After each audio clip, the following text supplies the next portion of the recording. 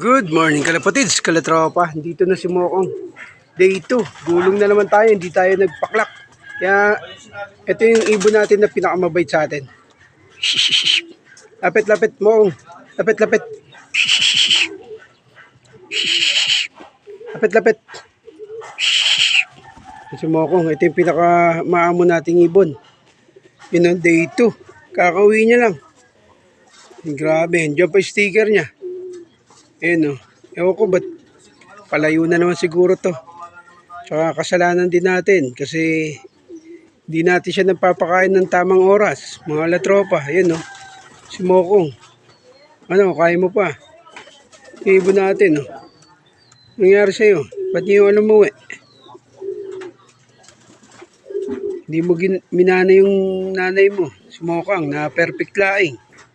Ikaw, muntikan ka pa mag-perfect.